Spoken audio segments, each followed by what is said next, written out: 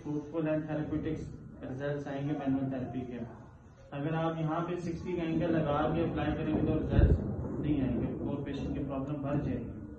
ठीक है, तो याद रखना कि यहाँ पे फेसेट की ओरिएंटेशन जो है वो 45 है, थोरेसिक पे 60 है, लंबर पे 90 है। तो ये आपने ध्यान में लाजमी याद रखना है। ठीक है, फिर इसका जो मेजर फंक्शंस होता है, ये स्ट्रक्चर्स उस रीजन्स की मूवमेंट्स को सपोर्ट करता है और लिमिट भी करता है। मीन लिमिट में एक्स्ट्रा मूवमेंट जैसे टोरियन मूवमेंट जैसे रोटेशनल मूवमेंट है, एक्सेसिव मूवमेंट है, तो फेसर ज्वाइंट हमेशा उसको प्रिवेंट करता है कि वो वहां पे ना हो। ठीक है, तो फिर आगे दो तरह के यहाँ पे इंटरवेंशंस है मैनुअल थेरेपी की, वो हम आगे अगर कंसीडर करें तो यहाँ पे भी मैं बता देता हूँ। फॉर एग्जाम्पल, अगर कोई भी ऐसा पेशेंट जो आपके पास प्रॉब्लम के साथ आता है, या उसकी राइट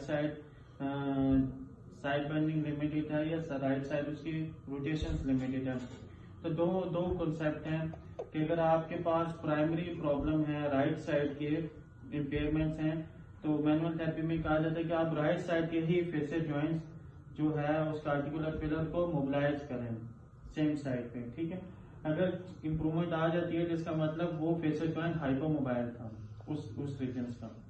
सेकंड जो कॉन्सेप्ट है कि इसी सेगमेंट के वर्टिब्रा का ऑपोजिट जो लेफ्ट साइड है वो आप उसको मूव करें या मोबिलाइज करें, तो फिर जो है इम्प्रूवमेंट्स ऑब्वियसली आ जानी चाहिए। ठीक है, तो दोनों तरफ से आप कर सकते हैं, सेम साइड राइट पे भी और ऑपोजिट पे भी, लेकिन फर्स्ट स्टार्टिंग हमेशा हम राइट साइड पे अप्रोच करते हैं। इस तरह मेरे अगर सर्वाइकल की राइट रोटेशन लिमिटेड है तो मैं अपर सर्वाइकल के राइट को मोबिलाइज करूंगा फर्स्ट सेम डायरेक्शन, नहीं तो फिर हम ऑपोजिट पे चले जाएंगे। ठीक है, क्लियर।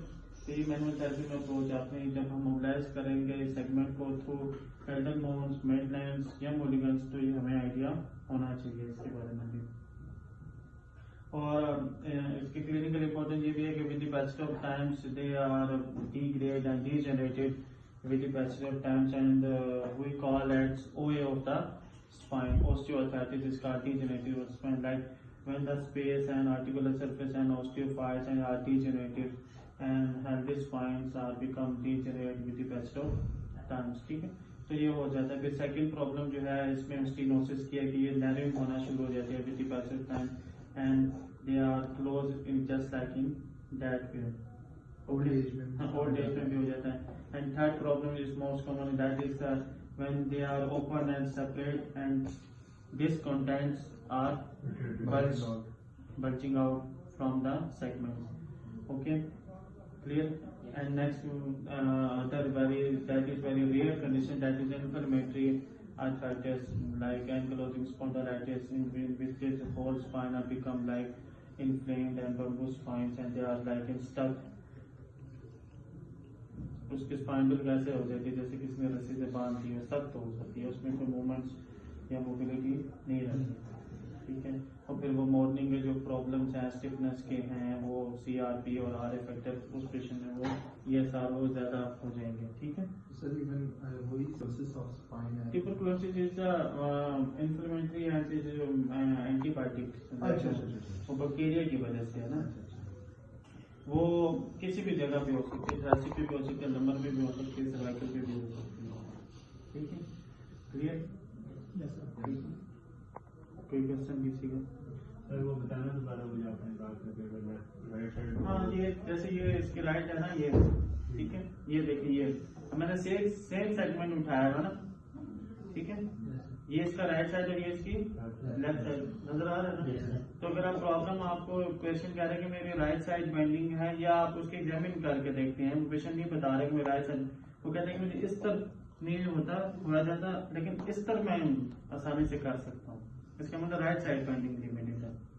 ठीक है, या वो कहते हैं कि मैं इस्लाम जो है वो सीधी तरफ नहीं हो जाता, मुझसे तकलीफ होती है इस्लाम फेरते हुए, लेकिन इस तरफ मैं पूरा इस्लाम फेर लेता हूँ। सर मतलब रोटेशन में कोई इशू होगा तो सर्वाइकल रीजन में पता लग जाएगा, मतलब अगर साइड बेंडिंग में इशू हो तो कैसे पता लगेगा कि वो बच्चे हर मूवमेंट होती है, जैसे वो अभी हम पढ़ेंगे ना, सर्वाइकल में भी साइड बेंडिंग होती है, ये नहीं कि सर्वाइकल पे नहीं होती, सर्वाइकल पे भी साइड बेंडिंग है, थोरेसिक पे भी साइड बेंडिंग होती है, फ्लेक्शन होती है, एक्सटेंशन होती है और रोटेशन होती है। ठीक है, लेकिन ज्यादातर जो मोर 80% रोटेशन है वो इन जगहों पे होती है ना, अपर सर्वाइकल पे, बाकी होल स्पाइन पे रोटेशन होती है लेकिन उसकी परसेंटेज कम होती है।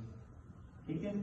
सर्वाइकल पे रोटेशन सबसे ज्यादा, फिर उसके बाद लंबर पे रोटेशन ज्यादा होती है, थोरैसिक पे रोटेशन ऑब्वियसली कम, और सैक्रम में डबल